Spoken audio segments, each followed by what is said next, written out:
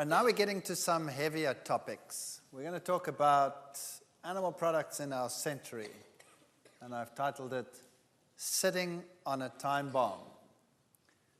Just once again to show you the university where some of this research will have been done.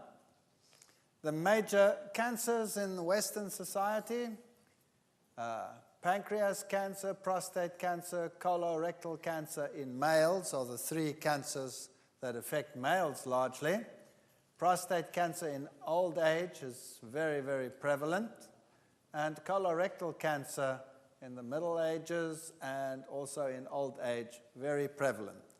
And these are lifestyle diseases, as we have seen in the previous lecture already. In women, it's pancreas, breast, and colorectal cancer, the same three, with colorectal cancer playing a very prominent role in old age amongst the women. And in the last lecture, we already saw that these diseases are lifestyle related because the Japanese caught up with Western society as they changed from the one to the other in both the males and the females. Now, here is the Foundation for Prostate Research in Japan, and one of their spokesmen says, Japanese are eating more meat these days than in the past, so the cases of fat-related diseases such as breast, colon, prostate cancer have increased. They're well aware of what the real problem is, and in our last lecture we already looked at what afflictions caused the main incidences of death in the United States, and we saw that the lifestyle diseases, heart vascular, cancer, and chronic lung diseases were the top three in that category, and poor diet and inadequate exercise was the number one cause for disease. Now, meat consumption is one of the components that contributes greatly to disease in the world. Here's a graph of per capita meat consumption versus colorectal cancer. And again, the higher the meat consumption per nation, the greater the incidence of this cancer. New Zealand, of course, is the meat-eating country in the world. I think only the Afrikaner nation in southern Africa can compete with the New Zealanders in terms of eating meat. Not even the United States comes close to the New Zealanders. New Zealanders believe that chicken is a vegetable. And meat consumption, just to refresh your minds, fish gave an acid load of 7.9 milliequivalents, and meat in particular is problematic because when you heat oils and fats and meat proteins together, you get substances that form which are called heterocyclic amines. So when you do a barbecue, then these compounds, for example, form, or when you make a roast in the oven, and these compounds are these ring-structured nitrogen-containing compounds which are known to be carcinogenic. Some are worse than others, but generally speaking, they're all quite bad. Here is one, A-alpha-C, looks like this, three little rings next to each other. There's a glue P2. They're very similar in structure. It's just the little bonds sit in different places. And if you take a typical piece of meat of any kind, a piece of broiled beef will have 651 micrograms per portion per 100 grams of this A-alpha-C product, the methylated form of that, and down the list, broiled chicken, 180, and as you go to sun-dried sardines, it has 158 micrograms of IQ, and all these compounds occur in these products. So obviously, the more you eat, the higher your risk category. It doesn't mean you will get the disease, it just puts you in a higher risk category. Of course, you can also eat anti-carcinogens with it. That lowers the risk category again. Animal proteins and lymph gland cancer is also highly correlated. New Zealand and the USA, Denmark lead the pack over there. in terms of per capita bovine protein consumption, that's beef consumption. And interestingly, this is a huge study that was done comparing vegetarians with non-vegetarians. People that consumed meat more than 4 times per week, notice how diabetes starts increasing after that. So if you consumed meat 6 times per week, you had 4 times the risk of getting diabetes to if you did not do that. So amazing correlations between meat consumption and various lifestyle diseases. Other diseases like ovarian cancer, heart disease are mildly also correlated, and the risk increases relative. A risk of 1 means no risk, because if you have 2 groups, 10 in the group, 1 gets sick here, 1 gets sick there, 1 divided by 1 means 1, no difference, you see? Anything more than 1, that gets problematic. So once you get to 2, 3, 4, then you really have to start taking notes. Now, if we look at our digestive systems, the digestive system of the human is more like that of a fruitarian who also consumes grains. And the stomach is the organ in which protein digestion takes place. And here in the stomach, you have acidity. That's the one place where you have acid, which enables you to digest your protein. If you put a plant protein in there, then because of the way in which the plant protein is structured, the digestion time is relatively short, and you don't need a very acid medium in order to do that. As soon as you start putting a plant protein in there, it is evacuated quite quickly through the duodenum, and after a few hours, 3-4 hours max, it's out. If you put an animal protein in there, like beef, for example, or meat, it can stay there for 6 hours. If you put a protein in there, like casein, for example, it can stay there for 10 hours or even longer. So that means a lot more acid exposure time, and also a lot of fermentation time going into that.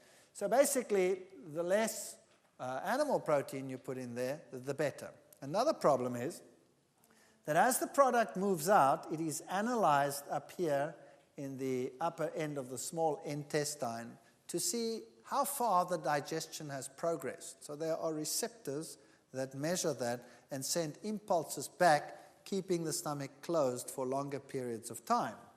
In other words, if you are going to mix, for example, fruits and meats together, or plant products and animal products together, the digestion time in the stomach is determined by the longest link in the chain. So let's say you're putting the things in there together, and the animal protein takes 6 hours to digest, and everything else is finished after 3 to 4 hours. That means that's 2 hours of fermentation time left over, and you're getting fermentation products rather than the actual nutrients that you should be getting. So whenever you mix animal proteins with a meal, it makes the digestion problematic. In the past, they used to divide the plate into 4. They called that basic 4 diet, and they say you have quarter vegetables, quarter meat, quarter dairy, and quarter grains, and things like that. These days, they don't do that anymore. They say your main diet should be at the base, your grains and your cereals, then your fruits and your vegetables, and then they say your meats, and then your fats and your oils. And even this, of course, is not the best way to put it, and the reason for that is as soon as you add meats to your diet, you have all these problems. But there's another problem with animal products, and that is biological magnification. Now, what does that mean? Basically, in any food chain, as you go up the food chain, you concentrate toxins. So let's take a toxin like DDT, for example. If it's in the water at this very low concentration of 0.000003 parts per million, as soon as you go to the next level in the food chain, it rises to 0.04. Now you will notice that that is a very considerable. Your 2 decimal places there and your 2, 4, 6 decimal places, you've shifted 4 decimal places. That's a 10,000 times concentrating ability. So the toxin is concentrated there, just concentrated again, again, and again. And by the time you get to the top of the food chain, you can have a couple of million times concentration of those toxins. So when birds, for example, pelicans, feed on marine life or fish or whatever, then their shells of their eggs become so thin that when they sit on them, they actually crush them because of the high levels of toxins, and then these animals start dying. Now, exactly the same happens in modern animal husbandry. You see, modern animal husbandry, farming techniques today with farm lots is totally different to what it was like in the past. And you can get tremendous concentrations of toxins as you go up the food chain. People always say to me, well, what's the difference? You know, plants get sprayed. Yes, that's true. Plants get sprayed. But animals eat sprays all the time. And when a cow grazes in an area where some areas have been sprayed, some of those toxins end up on the fields, and the animal grazes this, then because they eat every single day, they accumulate and multiply the toxins, and they end up in the tissues. So the levels of pesticides, for example, in animal products can be higher than on some plants that are sprayed directly. And then you have another problem. Plants don't get their organic matter from the ground. Where do plants get their organic matter? They get it out of the atmosphere, carbon dioxide and photosynthesis. So they build their own organic matter. So whereas an animal will eat a plant or eat another animal and actually incorporates that creature into its system, and any toxins there get accumulated as you go up the food chain. So you're still best off with a plant product. Now, modern animal husbandry has the problem that they create feed and feed the animals, and sometimes these feeds are not what the animal was originally designed to consume.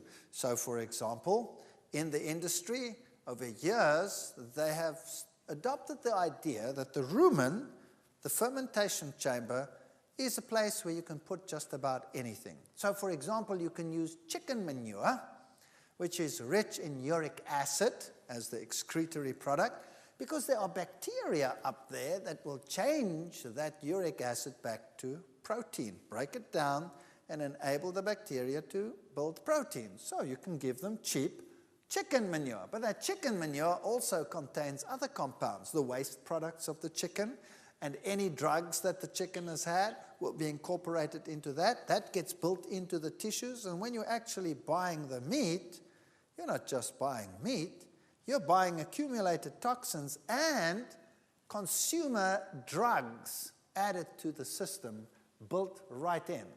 Now, we did a lot of research with these companies. I was in a fortunate position that being at a university from the previously disadvantaged society in Southern Africa, that I could get my students to do research in just about any institute, because I could put any company between a rock and a hard place. If I said to them, I would like to come and do research at your site, and I'd like to use your animals that you are using in the industry as research objects, they would naturally be inclined to say, no, you've got no right on my premises. And so I just played my trump card. And I say, are you telling that you're not willing to help students from the previously disadvantaged society? And then they'd be between a rock and a hard place, and they'd say, well, and then I'd just go in and I'd do it. So it might seem sometimes as if the research is wicked, but in actual fact, what you are doing is you are just going along with industry. These animals would have gone through that process anyway, And half of the animals are always placed in a better position than they would have been before. So I don't like animal experimentation, but this is one way in which you don't initiate it, you're just working with industry itself. Today, animals are fed anything from antibiotics to petrochemical waste to all kinds of manipulants. For example, the chicken industry, certain grains are cheaper at some seasons than others. Certain grains are just generally cheaper, like wheat would be cheaper than maize. Chickens don't digest wheat very readily, and so they just create enzymes which help them to get along with that. So you have designer enzymes which you give the animals, which help them to digest the feed so that you can give them a lower cost feed in order to get greater production. Irrespective of the fact that those designer enzymes will cause internal bleeding in those animals, that's besides the point. Who cares? As long as they still grow adequately to give you a return on the money. That's how it basically works. And I just thought I'd keep this in because I like the language. Beestevrek van voermengsel, which simply means cattle are dying from the feed that they are getting. These cattle were being fed chicken manure, which contained a monoenzyme, ionophore, which was used as a growth promoter for the chickens, and the cattle were dying of this growth promoter. Fortunately, he managed to get most of his cattle to the market before they died, but, it's a serious blow to lose all your cattle. What about that fortunately? That means who was consuming in a still higher capacity what was in those animals? The human beings. So it goes down the food chain. Fear in the food chain. Toxins in Belgian chickens set off another wave of anxiety in Europe. In this case, it was dioxin, which was in the food chain. It ended up in the food chain of pigs, and it ended up in the food chain of the chickens, and it causes cancer, of course, highly carcinogenic substance.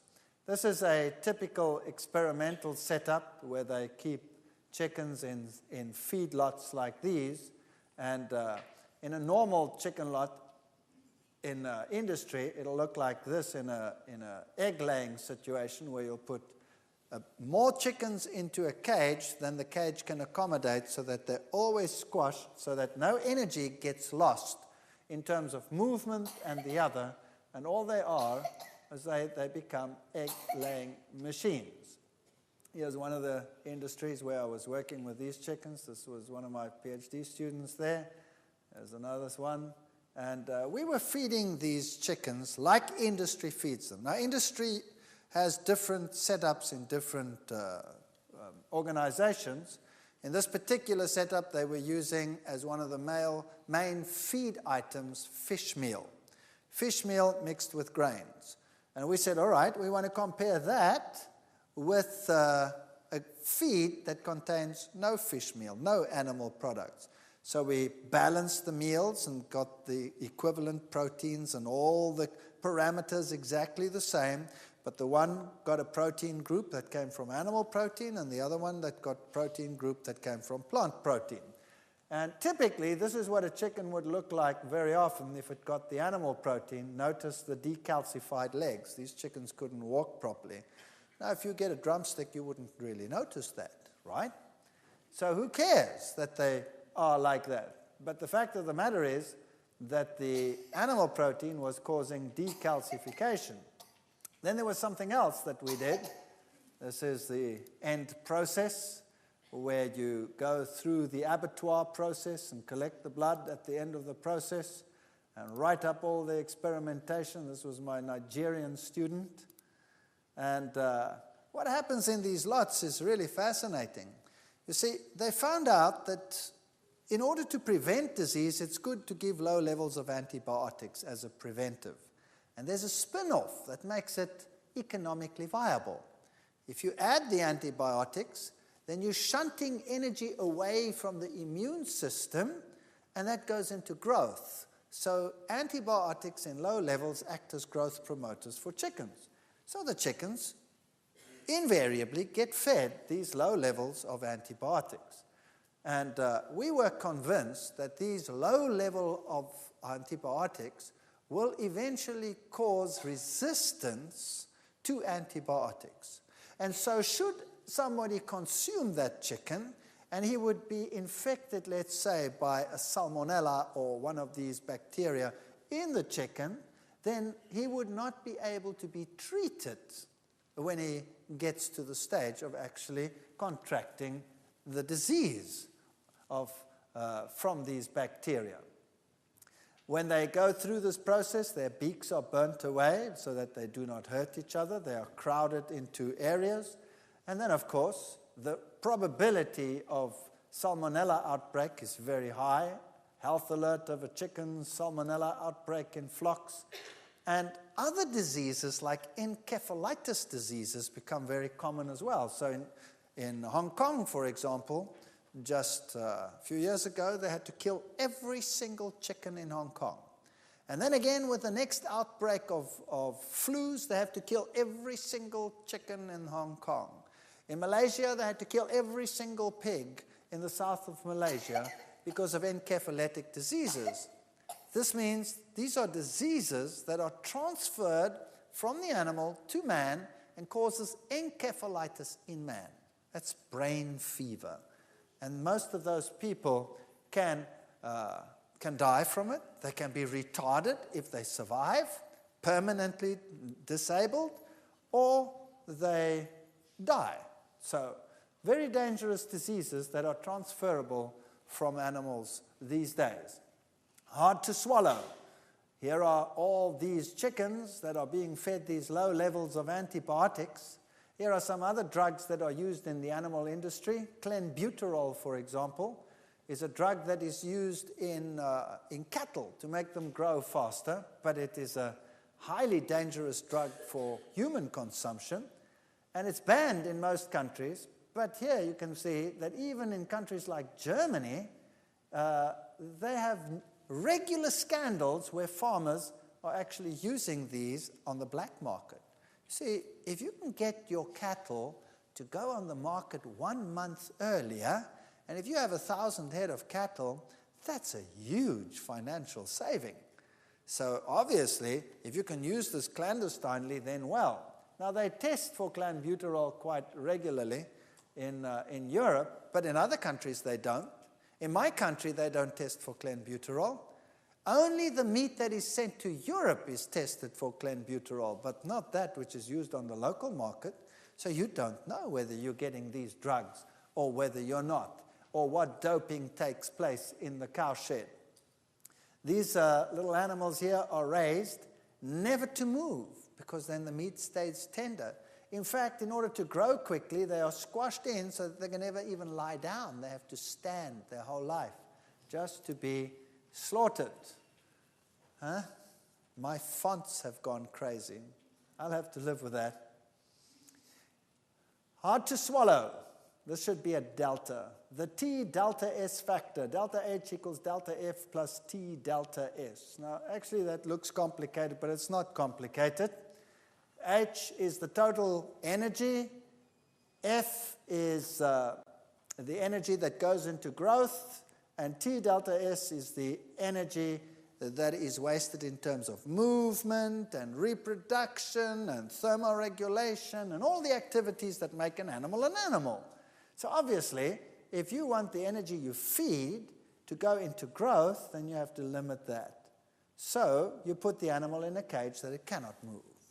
And if it cannot move, it doesn't waste energy. You control the temperature, it doesn't have to waste energy on that. You keep the males and the females separate, they don't waste energy even just looking over the fence, you know what I mean?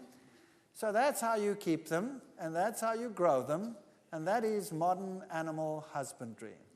And then, of course, in these crowded environments, you stick to these antibiotics. Here was the case of burying the bacon. Did human error help spread a virus from pigs? So the encephalitis virus is these days very common in pigs. So we don't even worry about African porcine diseases and all the other parasitic diseases in pigs anymore. The big problem is really the viral and bacterial diseases that we can get today. Japanese encephalitis, a deadly disease, is spreading amongst farmers. And so they had to go and kill 300,000 animals, 10% of all the pigs in Malaysia. Even the medical world is saying pig transplants should be banned. You know, the heart valves, etc., that they use to replace heart valves in humans? You shouldn't do that anymore because the virus could be in there and your heart might function perfectly, but you die of encephalitis. So meat is not what it used to be in the old days, and a slice of pork or a slice of animal today is a product of the injection more than anything else. These were the world's deadliest scourges, other now than cancer, heart disease, and all of those. The number one killer of the infectious diseases is acute respiratory infection. In fact, bacterial or viral, that kills about 4.3 million people every year. Diarrhea, 3.2 million. TB, 3 million. Hepatitis B, malaria, measles, etc., goes down the list. So if you look at the first three, acute respiratory infection, diarrhea, and tuberculosis, all three of them are transmitted by animals, all three. TB you get in animal products, in dairy products in particular. Diarrhea is caused by bacteria, largely bacteria from animal products, so dairy products and meat products, some of it also from contaminated water, but most of these, and the respiratory infections, are because of lowered immune response, which makes it possible for these to come in. So if we look at the mid-80s, you'll see that bacterial infections started increasing on our planet in the mid-80s. So they just soared. That's Campylobacter. That's a bacterium found largely in chicken that causes diarrhea. Salmonella is, of course, the other one, food poisoning. Also started increases since the mid-80s.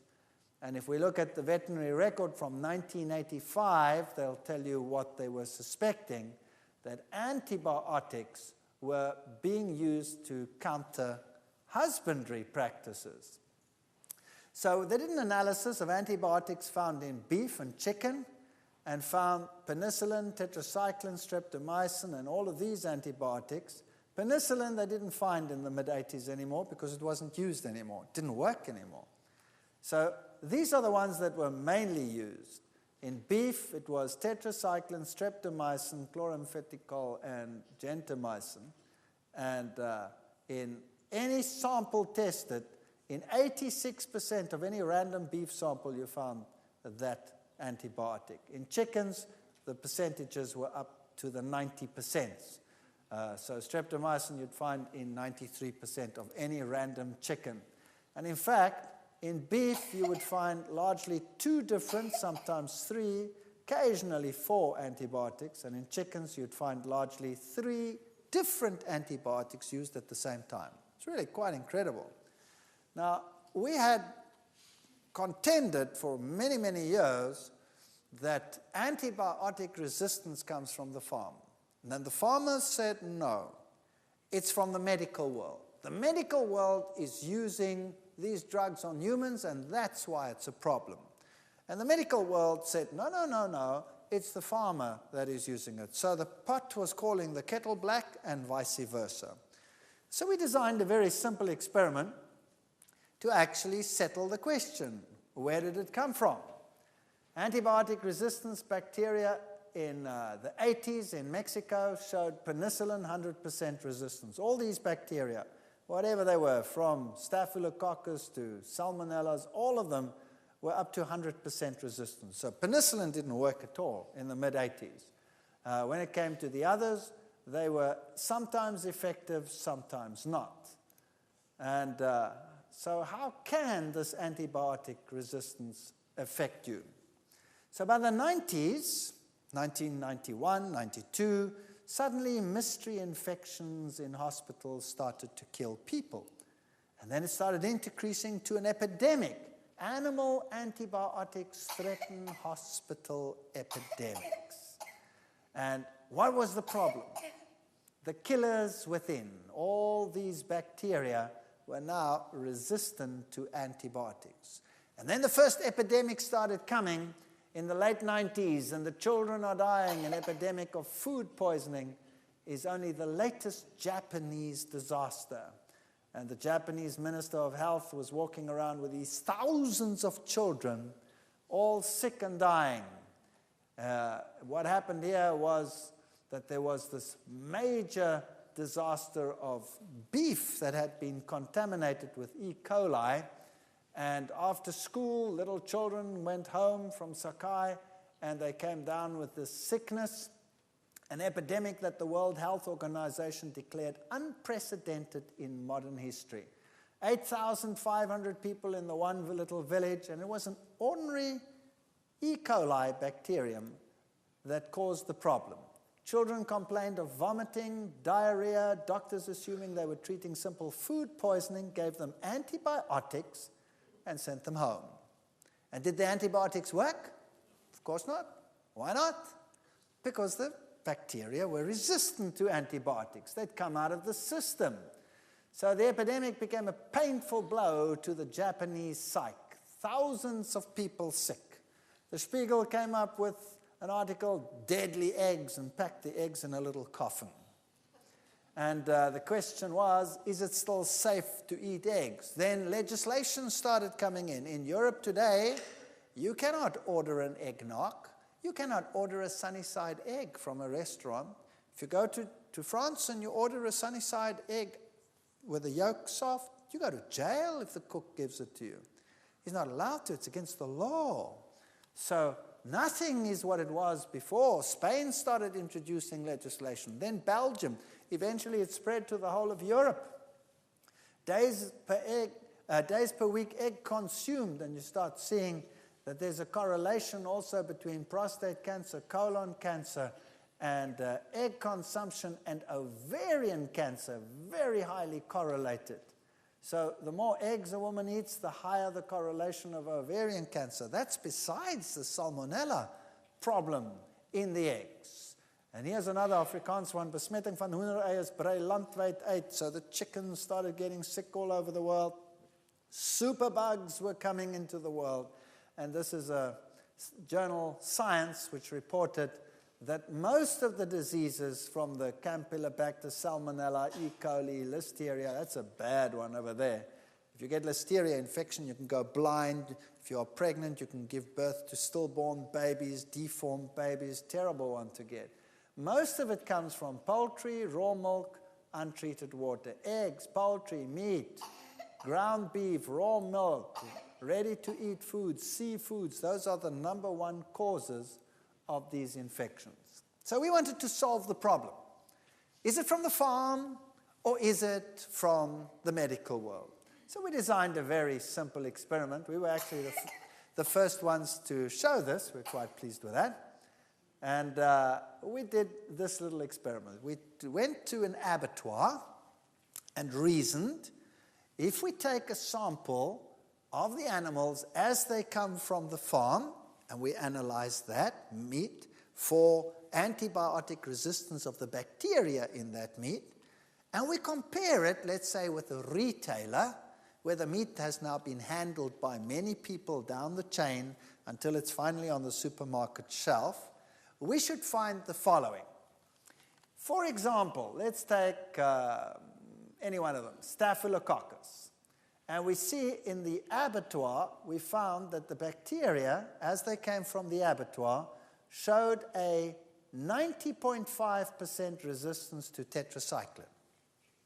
But when we went to the retailer, we found only a 79.5% resistance. And that was kind of consistent all along the line. 7.9 versus 3.9, 93.7 versus 72.4, 14.3 versus 7, 17.5 versus 14.1. So the resistance was always higher at the abattoir level than at the retail level. And that told us where it came from. It came from the farm. You see, the animals came from the farm. We analyzed the bacteria. They were highly resistant. Now, humans have the same bacteria. We also have Staphylococcus bacteria in us. Now, when we handle the meat and it goes down the food line processing, eventually to the retailer, bacteria from humans are added. So if the resistance goes down, that means less resistant bacteria were added. If the resistance had gone up that way, that means more resistant bacteria had been added. So a simple experiment like this proved that the resistance came from the farm. And we published this, and all hell broke loose. You can imagine the farming lobbies, how angry they were that we had claimed that we can prove that it comes from the farm. And really bad news.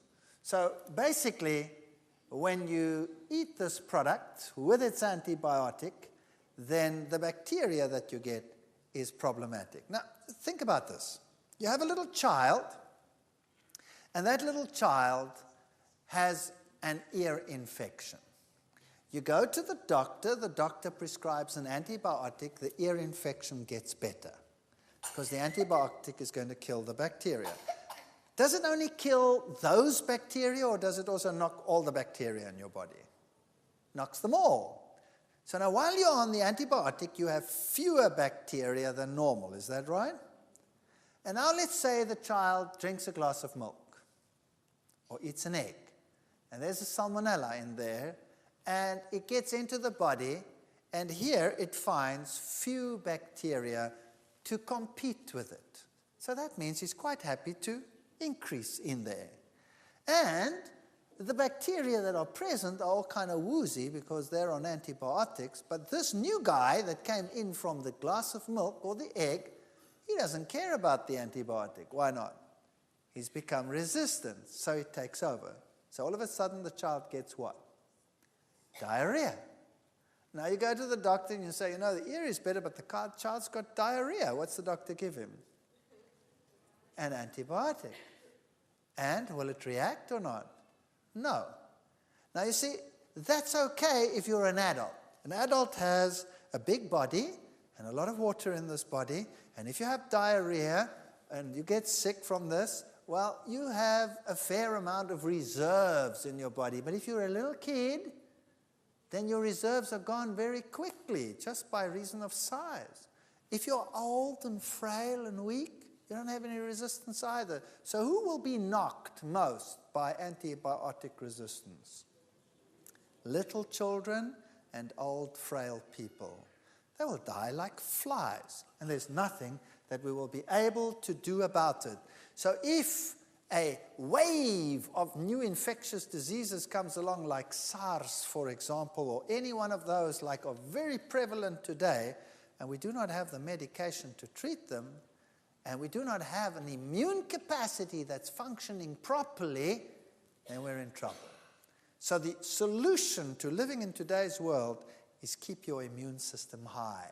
That means no additives in your food, lots of fruits and vegetables in your food, and stay away from the acid-forming foods like the animal products, and you will be better off. The inedible beef stew, well, beef was withdrawn here in the United States and all over the world. We've had mega epidemics in Scotland, in Switzerland, all over the place, killers all around. We're not living in the same society that grandpa and grandma lived in. So what do people say? People say, well, we'll have to give up these meats that are dangerous, we'll switch to the exotics. So they start switching to ostrich meat, which is booming industry. Do you know that these animals are very highly susceptible to Ebola viruses and things like that? When you get those, you're dead. You're dead. And then bacteria that outwitted antibiotics started causing streptococci, started causing rotting flesh on the body and all kinds of problems. Malaria is back with a vengeance. Why? Because the host, and not only the host, but also the vector, have become immune to the medication that is being used in the world today. So you know what our science has done over the last few decades? Science has brilliantly given mankind a suspended sentence. That's what it's done. It's put in medications in the world which has kept all these infections at bay until all the organisms have now basically reached a point where they are resistant to most of what we have in the world today. And we are sitting on the brink of what could become an explosion of epidemics, because the animals have started to outwit our drugs. And it's not so easy to develop new potent antibiotics. So we're living in a different society to grandpa and grandma.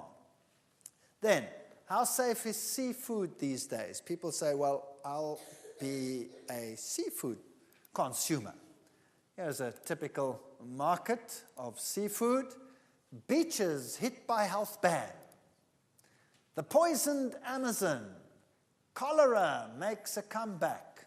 And then the seals started dying. In their thousands, they started washing up on the beaches. In pristine areas, such as, for example, along the coast, the west coast of Africa. No industries, no nothing.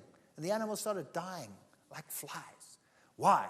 Then the people say, but these animals are undernourished, that's why they're dying. They were dying actually of pneumonia. That's what they were dying of, pneumonia. And if you look at them, they don't look very undernourished, not at all. But there are certain chemicals in the water that didn't exist in the water a few decades ago. For example, there's a chemical in the water called TBT, tributyl tin. It's a compound that they add to the paint of ships, oil tankers. It's only permitted for oil tankers, where they paint the oil tanker to keep the barnacles from growing on the oil tanker. All others must be scraped manually to clear the barnacles off. But this compound keeps the barnacles off because it's hard with the oil tanker to clear it. Now, the concentration in the ocean is very, very low. I mean, it's incredibly low. But as you go up the food chain, it gets concentrated, and a seal can actually have up to 50 micrograms per 100 grams in its fat. So, what happens? The seal is swimming around, is normally quite wholesomely happy, nothing wrong with him, and the toxin is stored in his fat. And now there is a lull in the fish. Let's say for a day or two the fish are scarce, or for a few days. What does he live on during that scarcity? His fat. So he burns his fat. And as he burns it, the TBT leaks into the blood system. And when it's in the blood system, the immune system goes. Out goes the immune system. And the infectious bacteria come in, and he has no resistance, and he gets pneumonia, and he dies. So now imagine, where did they get their TBT from? From the fish that they were eating. So now imagine you start eating fish regularly. That means you get those same compounds that the seals are getting, plus the PCBs and all the other compounds that are in there. And where do you store them? In your fat. And now you're fine, because they are basically out of the way. You've stored them in your fat. And then one day, you get sick. You get a normal flu, and you're feeling lousy, and you have a bit of a temperature, and you're lying in bed, and you're starting to burn up, and you stay in bed. And you're not hungry, and you have a temperature. What do you burn in order to supply that energy? Your fat. And what happens to those compounds? They leak into your blood. And what does that do to your immune system? Knocks it out. And then you get super sick. Then all of a sudden, instead of just having a flu and a cold, you actually start coughing like crazy, and you end up with pneumonia, eventually double pneumonia, and you're in the hospital, and everybody says, you know, the bugs are getting tougher these days. No. The bugs are not getting that much tougher. Our ability to cope with them is getting poorer. Does that make sense? Our ability to cope with them is getting poorer. People that go on a healthy lifestyle and they start losing weight, they get sick like dogs. Why? Because all those accumulated toxins are entering into the body and knocking out the immune system and they're sick, and they say, whoa, I better get back to my normal diet. The way to do it is to reduce slowly and effectively and drink lots and lots of fluids and detoxifying liquids to wash that stuff out of your system, and then start life with clean fat thereafter. Omega-3 fats. Don't they tell you that you have to have fish in order to get your omega-3s? Yes or no? Well, we'll be dealing with that in the next session.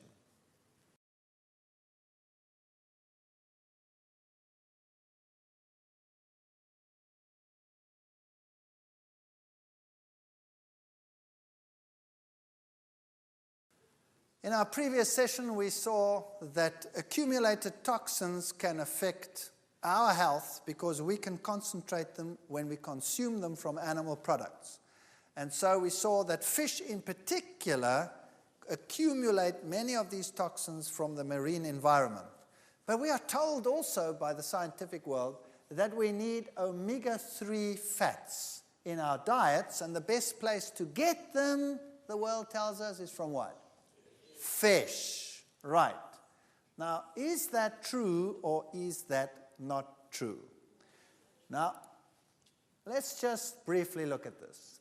Let's look at the general fish situation. Cholesterol content of various fishes and fish oils and beef, for example. Beef has 79 milligrams of cholesterol, 115 for herring oil, 73 salmon oil, sardine oil 106, and cod liver oil 86. So just as much cholesterol in fish as in anything else. When we look at the omega-3 fats, yes, they are very important. They help to decrease the stickiness of the platelets and the blood clotting cells.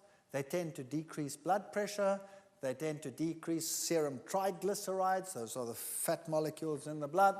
If a heart attack does occur, they may decrease the muscular damage, and they appear to decrease the likelihood of blood vessels blocking up after bypass surgery. So omega-3s are good, and they are healthy, and we need them in the diet, and we are told fish is the best place to get them. What disorders may benefit from omega-3s? Rheumatoid arthritis. You want high omega-3s in your diet there.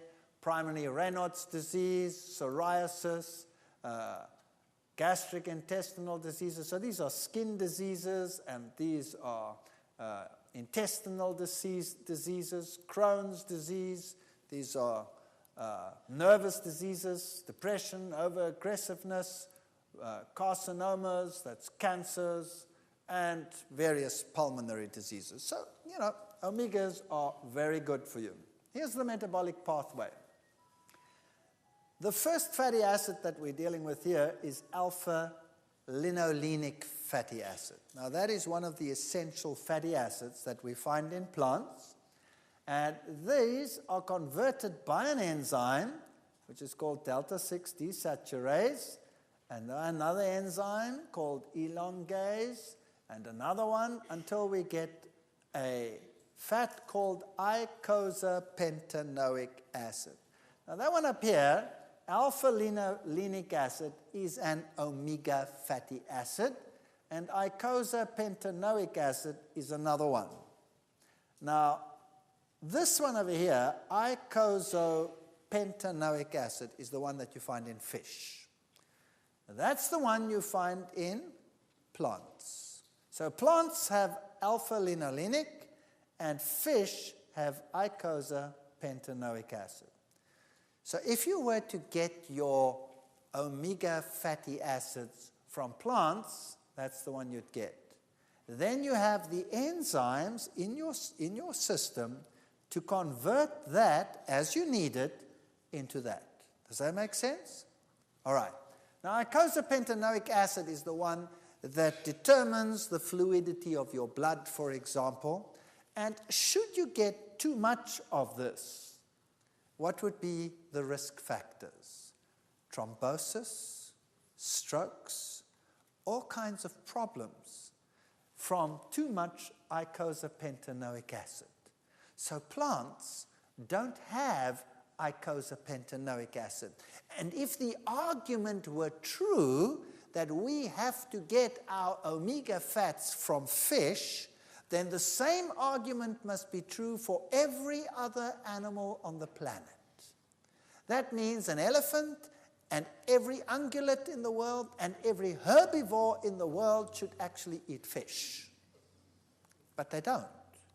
They consume alpha-linolenic acid.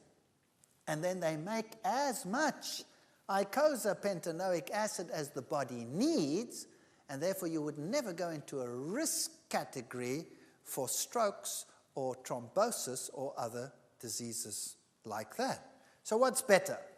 Getting it from a plant or getting it from a fish?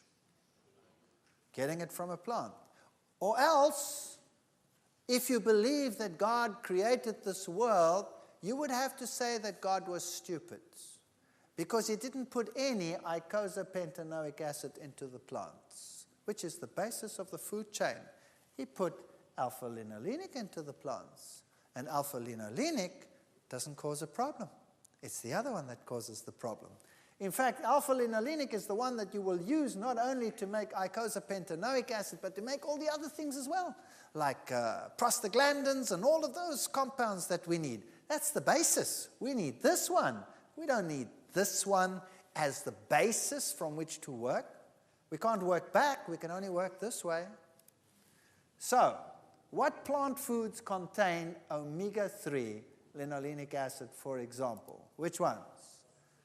Roasted potatoes, if we look at the vegetable world, cucumbers and all of those, sweet potatoes, bananas, California avocados, they have 99, 74, etc. That's not very, very high. Whole wheat bread has 11. And are there any others that are higher than that? Well, actually, yes. As we go to the nuts and the dark greens and the legumes, whoa, now we're climbing. 136, 353, 637 for green soybeans. Soybean oils, 927. Whoa. Wheat germ oil, 938. Walnuts, 1,033. Canola oil, 1,094. Walnuts, English, 1,703. And who's the super king in the world? Flax seeds, 7,526. So if you add your flax seeds ground to your cereals or to your breads or to your whatever, do you think you're going to have a shortage? I somehow doubt it. And there is no animal that will compete with that. And you're getting what you need. So you can get it from plants. Don't believe that you cannot get it from plants and that you have to get it from fish. Evidence linking fish contamination to cancer. Number one, elevated levels of pesticide compounds have been found in the tissues and breasts of cancer patients. National Cancer Institute shows an increased death rate from cancer amongst people living in areas where fish have exceptionally large numbers of tumors. Fish have more cancer than 50 years ago. For example, 30% of bullheads in Lake Erie were found with liver cancer. That's pretty scary. And PCBs, PCB exposure in the general population comes from fish, may affect sperm counts, fertility. Pregnant mothers are linked to alterations in birth size, etc., from PCBs. And children at 11 years of age with higher exposure to PCBs before birth show impaired intellectual development. And you might think, well, you know, I eat fish from deep water. I'll buy only deep water fish. So people buy deep water hake, deep water salmon, deep water this. Well, where's the biggest contamination today? Here are the Arctic people up here, living in these areas up here, where they are far removed from any industry. And at risk, the Inuits' diet is contaminated with pesticides, PCBs, and other poisons right up there, the highest levels these people have because that's their main diet. Fascinating. So there's a fish today with typical tumor fish, new scientists, parasites for supper. The fish too, of course, have a reduced immune system, and so they are getting more parasites than before. Mystery killer stalks Australian waters, new parasites that we never even knew about affecting these fish. These fish develop aganodia. They don't develop any sex organs. If we look at the decline in fishing over the years, we'll also find something else, that oil ratios in fish have declined since the 80s to the 90s. That means the fish are not storing energy like they used to in the past.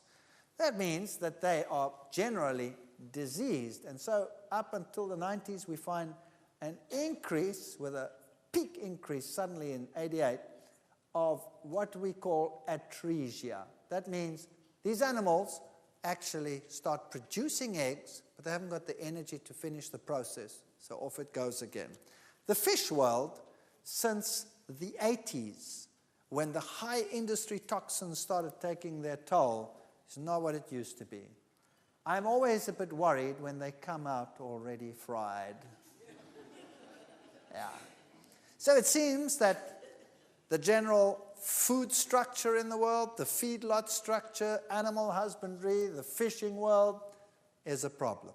And then we have some new exciting occurrences. Mad brains, mad cow's disease. In humans, it's called Creutzfeldt-Jakob syndrome. And what caused it, they found, was a prion. Now, many, many years ago, we started lecturing about these issues, and many years ago, you can check old tapes of ours, started warning that these things would become epidemics. People were laughing at us. I'm talking about 12, 15 years ago. Today, nobody laughs anymore. Prion disease, what's that? A prion is a tiny little protein that occurs in the brain. Millions and millions of proteins called prions live in the brain. And the normal one looks like a double helix. And an abnormal one, the protein has flattened out into sheets. We'll look at that in a moment. And suddenly the animals started going crazy. Cattle would start bashing their heads against the walls, and then they would start foaming and falling over, and they would go mad. Now what happened? Normally prions, depicted here by these little blue proteins, occur in the brain between nerve cells, and they form important functions to help transmit impulses and other activities in the brain. And as I said, normally they have this helix structure. They are twisted like that. Now occasionally it can happen that a prion becomes abnormal, and then it flattens out into a sheet, and it looks like this, a converted prion. And suddenly it is different. It adheres differently. Its charge is different. And instead of lying between the nerve cells like this, it actually goes and sits on the nerve cell. It packs onto the nerve cell. Later it covers the whole nerve cell, and that nerve cell cannot exchange oxygen anymore, and it dies. And when it dies, it gets resorbed, and then there's a little hole where the nerve cell was. And eventually a lot of nerve cells start dying, and then the whole brain gets full of holes, and it starts looking like a sponge. That's why it's called a spongiform disease, like a sponge. Bovine means cattle, spongivore, encephalus, brain inside the head, literally means cattle with sponge brains. That's what it means. And they said, well, that's too bad for the cattle, but fortunately, not too bad for us. It just means we have to eat more meat, because all these cattle are going to die, and so we consumed them. And at that time, Major was in England when the epidemic broke out. Major was the Prime Minister, and he said, don't worry, no problem. It cannot affect you. Everything's fine. Spiegel didn't believe him and had this little cartoon of him. I've eaten beef all my life, and I can assure you it never caused me any harm, moo. Now, the fact of the matter was that they said, well, this is something to do with the brain, and it won't affect the meat. You'll be fine if you eat the meat. The epidemic started in the 80s. Then by 92, it reached its peak. And thousands of cattle were affected, as were tests that were made. And eventually it came so far that it would kill just about all the cattle in the entire British Isles. And the epidemic was under control by the late 90s. Now, what happened? Notice at the peak of the epidemic, 1992, these were the exports of beef to the rest of Europe. So at the peak of the epidemic, 1992, beef exports just exploded and tripled in millions of tons to Europe. You see, they had a lot of cattle that they had to put down, and so people had to eat this meat. Not only that, what's not shown on this graph is the huge quantities of carcass meal, where they actually condemned them and ground them down and dried them and sent the feed over. And this feed was used in the whole animal industry. It was used for fish farms, it was used for chicken farms, it was used for all of those. And so they started feeding this to these animals. And then the fish started to get what they called staggers, where the fish go, and they got mad fish disease. And they said, but surely it cannot jump the species barrier. Creutzfeldt-Jakob syndrome, that was the one in humans, that started increasing. Then they said, don't worry. Even if a human can get it, it'll take 80 years to develop. And you know, who cares? After 80 years, you're not going to be around to worry about it anymore. And then the young children started dying. The young people started dying. This one was age 21. That kind of blew the 80-year theory. And by 1994, mad cow's disease passing on to cats. You see, they'd taken the meat, and a lot of it went into the pet industry, and the pets were getting their pet food, and the pets were getting mad cow's disease. So now, they couldn't, by 1994, say that it wasn't crossing the species barrier. So what happens is, when you get this abnormal prion into your system, and it comes into contact with a normal prion, the normal prion becomes abnormal, like a domino effect. The first one hits, and down the line, all your prions become abnormal, and then you've had it. And how quickly can it develop the disease? Well, then the little children started dying. And then they realized, whoa, we have a problem. And then they said, burn them. So they burnt all the cattle on the fields. But unfortunately, they didn't realize that that wasn't hot enough to destroy a prion. You see, a prion is not digested in the intestines, and it's not destroyed by heat. It's too small and too compact. And so, the next season, where this animal died, the grass just grew a little bit better because there was lots of fertilizer there. The cattle came and ate the grass, and they got mad cow's disease. Then they realized, we better incinerate the cattle. That was very expensive. So they incinerated the cattle, but by then the first baby was born with Creutzfeldt-Jakob syndrome. So babies were born with it. Here is a brain scan of a 17-year-old with Creutzfeldt-Jakob. That's the destroyed portion of the brain over there. There was a picture of the month in February 2001. Little babies with Creutzfeldt-Jakob syndrome. And so they finally realized we cannot feed this to humans, and they condemned everything to be incinerated. But the feed had been exported to just about the entire world. So what had they done with their disease? They'd exported it. And every nation said, it's not a problem. See, first they said, here's the situation. Here's a typical cow, and everything that's red over here, that's where you have 1 billion prions per gram. So avoid anything that's red. So that's the nervous system. Then if you come to what's yellow, the glands and the intestines and the bone marrow, that has 1 million prions per gram. So maybe we should not eat the bones.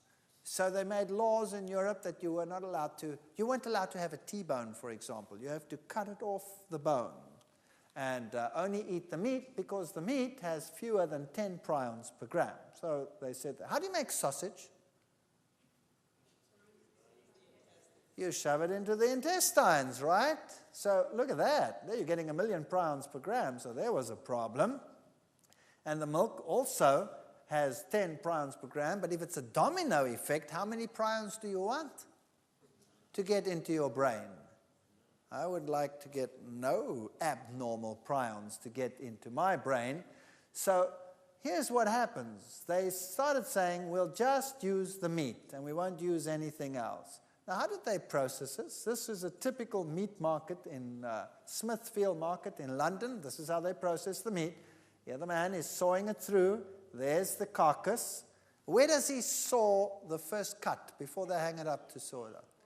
Right down the middle. Right down the middle. 2 halves. Now, what do they use to cut it? Isn't it a band saw? Now, that's going straight through the billion prions per gram area and smearing it all over the rest. Isn't mankind kind of silly? And so, suddenly, mad cow's disease was not confined to Europe, but also started occurring in Europe. By the way, that's Europa, the prostitute that was raped by Zeus. And confirmed it was bovine spongiform encephalitis. Everybody started banning their meat and saying, no, we only have our meat, we only have our meat. And deadly meat. Suddenly it was deadly eggs, now it was deadly meat. And the United States said, we don't have a problem. Do they have a problem now?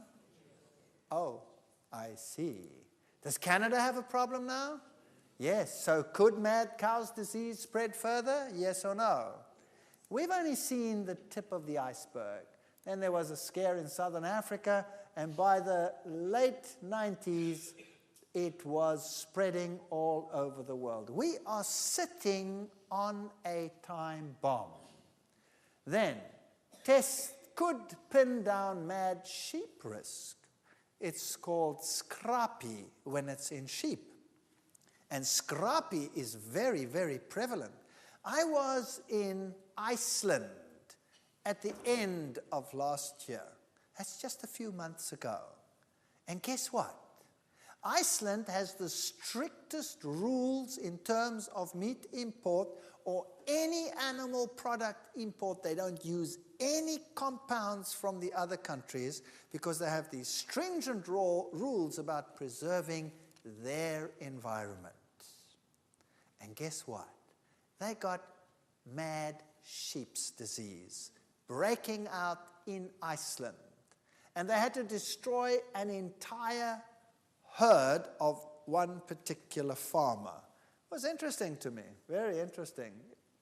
And so, even in that country, here by the late 80s, doctors at the VA hospital in Pennsylvania autopsied 54 demented patients and discovered that 5.5% had died of Creutzfeldt-Jakob disease. While the United States was saying the problem doesn't exist in this country, in 1989, they knew already, published in the journal Neurology, that it was prevalent. Scientific American, 1995, Creutzfeldt-Jakob disease has apparently been transmitted by cornea transplant, brain electrodes, surgical instruments, injection of human growth hormone. Fascinating.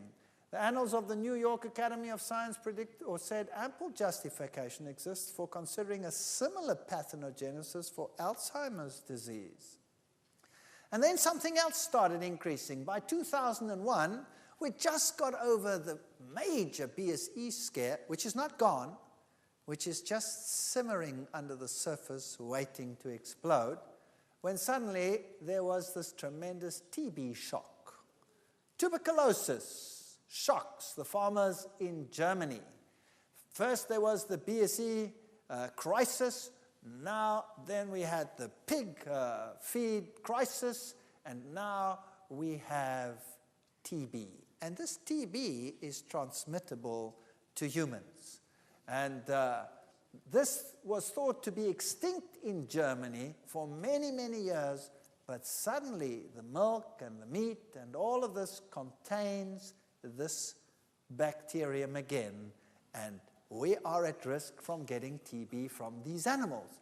And then foot and mouth disease, Maul- und Klauenseuche, animals, sheep, goats, all these pigs, all these creatures, also the wild animals started getting foot and mouth disease. And hardest hit again, England. England had just killed all its animals, re-imported new animals, and started the whole industry all over again when suddenly they got foot and mouth disease. Death on the farm. And this is now close to our time. And what did England have to do? Well, England had to kill every single cow and pig and animal in the whole of England. And here you can see the pictures. It was horrendous. And here was the slaughterhouse as they burnt again hundreds of thousands of cattle with foot and mouth disease. And Europe refused to import the meat from England. Now, this is a fascinating story. Now, the rest of the world also got foot and mouth disease. You had an outbreak everywhere. You had it in Australia, you had it in Southern Africa. The outbreak was just about universal. What did the other nations do?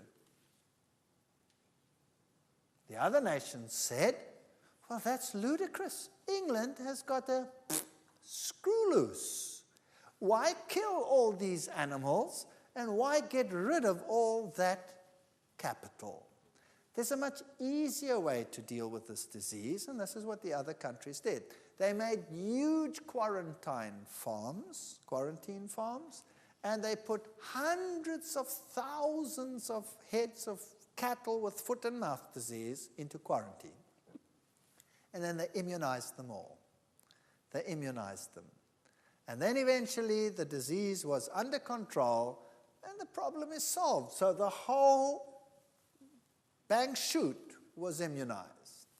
Now, what does immunization do?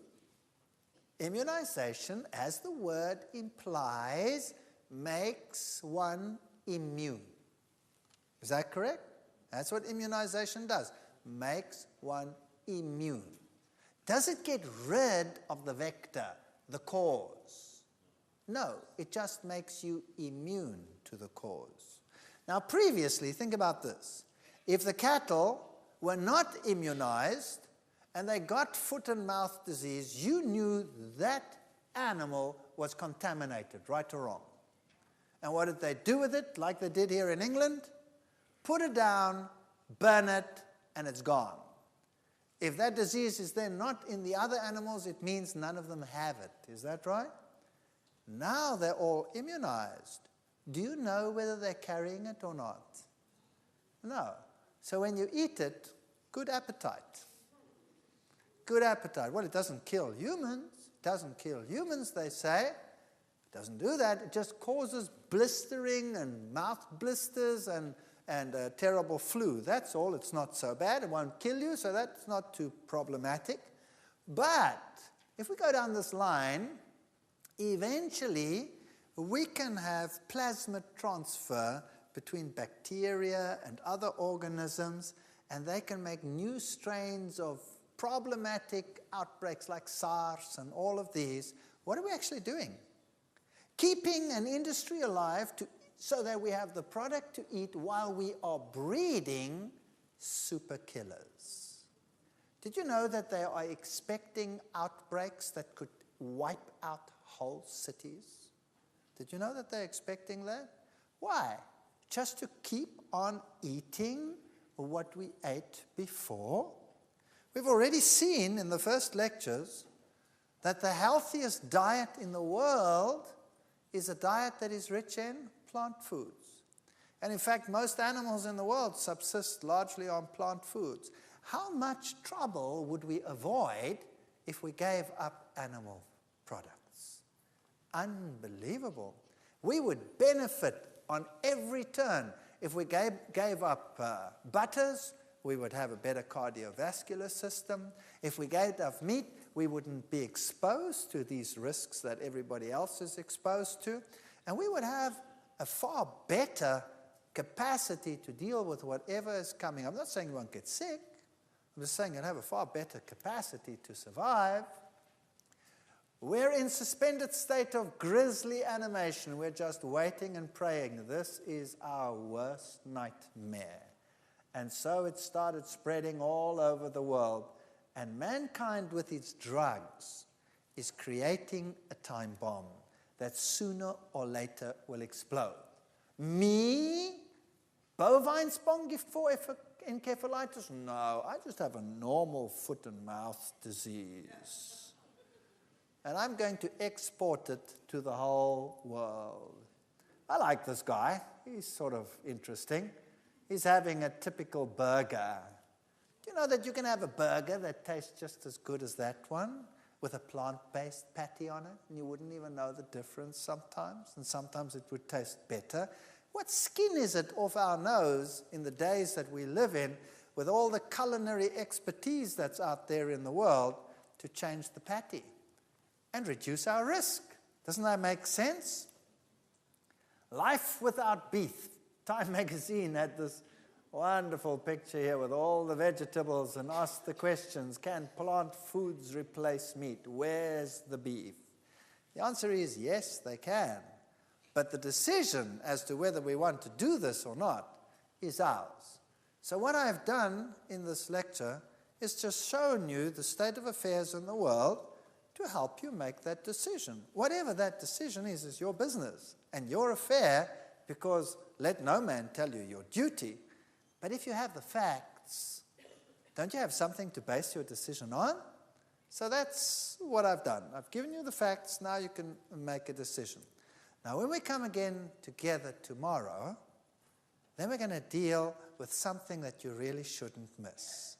Because many of you might say, well, that's okay still, but tomorrow's lecture, well, let's say, don't miss it. It's called Utterly Amazing. And then there is another one which follows that, which will put everything into a perspective so that we're not miserable anymore, but cheerful. Because we'll look at the alternatives and see what we have in store. It really is a magnificent life out there, and nobody should allow diet to make us miserable. You know, some people believe that they get special points when they torture themselves with miserable food. Have you known people like that? They walk around with long faces, and they are extremely health conscious and sometimes also very judgmental. We don't have to suffer. To suffer is stupidity. Do you think God created man to suffer in terms of the diet? Or did he say it was good, it was very good? What did he say? He said it was good, it was very good. So if it's not very good, we must be doing something wrong, right? So don't miss tomorrow's lectures. We'll look at what there is to do, how to circumvent the problems, and thanks for listening.